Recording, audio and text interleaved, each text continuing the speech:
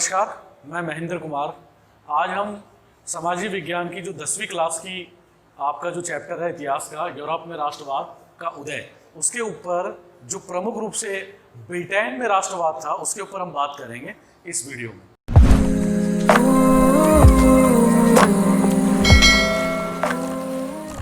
देखिए, मैंने राष्ट्रवाद की आपको परिभाषाएं, अर्थ बताया कि राष्ट्रवाद क्या होता है, तो उसका प्रभाव यूरोप के प्रमुख देशों पर पड़ा, पूरे यूरोप में पड़ा। तो ब्रिटेन जो है यूरोप का एक प्रमुख देश है। तो ब्रिटेन का जो राष्ट्रवाद है उसमें कुछ ऐसी घटनाएं घटी है जिसने ब्रिटेन के राष्ट्रवाद को बढ़ाया और ब्रिटेन का विस्तार किया। ठीक है, चलिए इसके बारे में बात करते हैं। राष्ट्रवाद किसी उथल पुथल या क्रांति का परिणाम नहीं, अपितु एक लंबी चलने वाली प्रक्रिया का परिणाम था। इसका मतलब ये हुआ कि राष्ट्रवाद कोई एक युक्ति या दो युक्ति का परिणाम नहीं है। राष्ट्रवाद एक लंबी योजनाओं, कार्य योजनाओं और कई ऐसे संगठनों और कई ऐसी युक्तियों का परिणाम है जो राष्ट्रवाद की प्रक्रिया को पूर्ण करता है। ठीक है, जब राष्ट्रवाद निकल कर आता है, एक देश की जो प्रक्रिया है वो सामने आती है हमारे। 18वीं शताब्दी से पूर्व ब्रिटेन एक राष्ट्र राज्य नहीं था। 18वीं शताब्दी से पूर्व। देखिए, एक बात और मैं आपको बताता हूं कि जो ब्रिटेन है, 1688 की जो क्रांति है राजा के विरुद्ध, जो है एक क्रांति होती है जिसको रक्तहीन क्रांति कहते हैं, गौरवपूर्ण क्रांति भी कहते हैं। ठीक है, और एक ग्लोरियस जो रेवोल्यूशन है ये हुआ संसद में राजतंत्र से पीछा छुटाने के लिए। राजतंत्र को कमजोर किया गया, राजा की शक्तियां कमजोर हुई और जनतंत्र और संसद जो है प्रभावी हुई। जनतंत्र को ज्यादा शक्तियां मिली उसके मुकाबले, राजा के मुकाबले। अब राजा कोई भी फैसला जो है 1688 की क्रांति के बाद से जनतंत्र के नुमाइंदे जो है संसद में जो आए हैं उनसे पूछकर वो करेगा, कोई भी फैसला होगा। तो एक बहुत बड़ा चेंज आया ब्रिटेन में, ब्रिटेन की इस गौरवपूर्ण क्रांति के बाद। इसके बाद जो है 1707 में जो है स्कॉटलैंड और इंग्लैंड का एकीकरण की प्रक्रिया आरंभ हुई और ये 1707 में एक होकर यूनाइटेड किंगडम, जिसको यूके कहते हैं हम, ठीक है, यूनाइटेड किंगडम यानी ब्रिटेन बना। ठीक है, इसके अलावा जो है 1801 में इसने बलपूर्वक कोशिश की यूनाइटेड किंगडम ने, ठीक है, और आयरलैंड को जो है अपने अंदर मिला लिया और आयरलैंड जो है यूनाइटेड किंगडम में शामिल हो गया।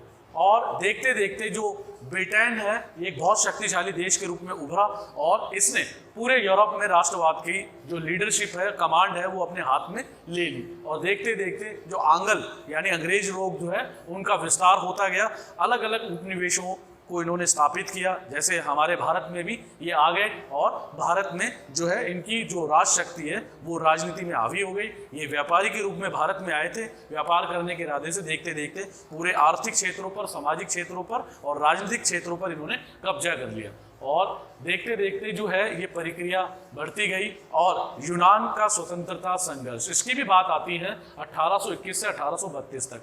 ऑटोमन साम्राज्य जो था ये इटली का एक बहुत बड़ा साम्राज्य था जो 11वीं और 12वीं शताब्दी में बना था। इसके अंतर्गत पूरे यूरोप पर ऑटोमन साम्राज्य का कब्जा था। लगभग 600-650 सालों तक इसका कब्जा रहा और देखते देखते जो ऑटोमन साम्राज्य का जो हिस्सा था ये यूनान अलग हो गया 1832 में, और इसमें यहाँ एक क्रांति होती है, स्वतंत्रता के लिए संघर्ष होता है और ऑटोमन साम्राज्य से यूनान अलग हो जाता है। ठीक है, यूनान एक इंडिपेंडेंस होता है। तो यहाँ भी राष्ट्रवाद की लहर बड़ी पनपी और राष्ट्रवाद में इन्होंने विजय हासिल की।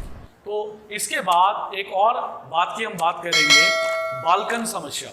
देखिए, बाल्कन एक ऐसा इलाका है जो राष्ट्रवाद और साम्राज्यवाद को बढ़ाता है। मैं थोड़ी सी इसकी परिभाषा आपको क्लियर कर दूं जो मैंने लिखी है ब्लैक बोर्ड पे, आप इसको सुनिए। बाल्कन भौगोलिक एवं निम्न जातीय रूप से विभिन्नताओं का क्षेत्र था, यानी भौगोलिक रूप से जो है वो थोड़ा सा टिपिकल क्षेत्र था, इसमें बहुत सारी विभिन्नताएं थी, अलग अलग था। ठीक है, इस क्षेत्र में जिसमें आधुनिक रोमानिया, इसमें बहुत सारे देश हैं स्थित, जैसे रोमानिया आधुनिक, आज का रोमानिया, बल्गारिया, अल्बानिया, ग्रीस जिसको आप यूनान के रूप में जानते हैं, या मकदूनिया और क्रोएशिया और स्लोवानिया व सर्बिया आदि शामिल थे।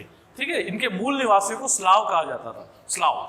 और बाल्कन क्षेत्र का एक बहुत बड़ा हिस्सा जो है ऑटोमन साम्राज्य के कब्जे में था। तो यहाँ जो है एक लड़ाई आरंभ हो गई स्वतंत्रता की भी और कब्जा करने की भी, कि कौन सा देश, फ्रांस, ब्रिटेन, इटली, जर्मनी, कौन सा देश इन देशों के ऊपर कब्जा करेगा, यानी बाल्कन क्षेत्र पर कब्जा करेगा। तो एक होड़, एक प्रतिस्पर्धा बढ़ गई पूरे यूरोप में। इस प्रतिस्पर्धा ने, इस बाल्कन समस्या ने प्रथम विश्व युद्ध के दरवाजे खोल दिए। आपसी होड़ में हथियारों की होड़ बढ़ी, आपसी होड़ में जो है एक दूसरे के शंका की दृष्टि से एक दूसरे को देश देखने लगे और एक दूसरे के उपनिवेशों पर हमला करके उन उपनिवेशों को कब्जाने लगे। तो देखते देखते ये पूरी जो प्रक्रिया है ये यूरोप के राष्ट्रवाद की वजह से ही आरंभ हुई और इसकी वजह से पूरे विश्व ने जो है प्रथम वर्ल्ड वॉर, जो फर्स्ट वर्ल्ड वॉर है, प्रथम विश्व युद्ध, उसको देखा। 1914 से 1918 का जो फर्स्ट वर्ल्ड वॉर थी, इसी की वजह से ये हमें देखने को मिला। ये जो वर्कशीट आपकी सामाजिक विज्ञान की 10th क्लास की यूरोप में राष्ट्रवाद, इसमें राष्ट्रवाद के बारे में मैंने आपको सारी बातें बताई। इसके बारे में इटली, ब्रिटेन, फ्रांस, जर्मनी, यूनान और बाल्कन समस्या, इसके अलावा राष्ट्रवाद क्या होता है, वो सारी बातें मैंने आपसे की है, समझाने की कोशिश की है। और ये चैप्टर क्यों रखा गया है आपकी इस 10th क्लास में, तो इसलिए रखा गया है ताकि आप राष्ट्रवाद की परिभाषा को समझे। भारत में, जैसे मैंने पिछली बार भी आपको बताया था कि फ्रांस में जो क्रांति होती है 1789 की, उसके 3 शब्द थे, स्वतंत्रता, समानता और बंधुत्व। वो 3 शब्द जो है लोकतंत्र के लिए, डेमोक्रेसी के लिए एक आदर्श शब्द बने।